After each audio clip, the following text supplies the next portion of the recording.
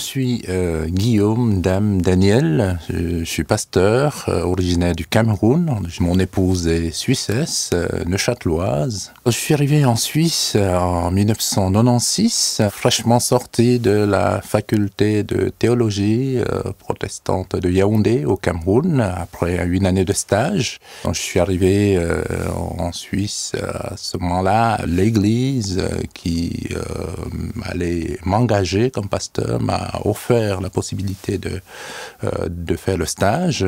Pour moi, c'était bénéfique. Et c'est pendant cette année de stage, j'ai été vraiment confronté à la réalité du fait d'être étranger, d'être autrement, d'être différent des autres.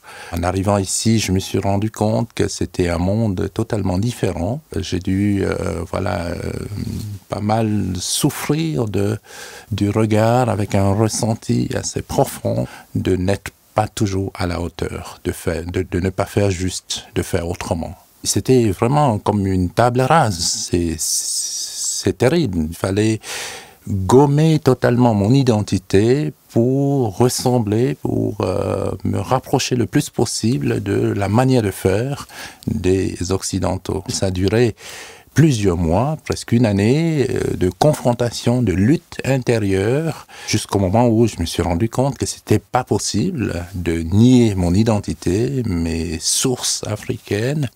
Et j'ai commencé donc à mettre en avant ce que je savais faire, ma manière de faire, et je me suis rendu compte tout de suite que c'était d'ailleurs apprécié, attendu, c'était même enrichissant dans le cadre de mon ministère.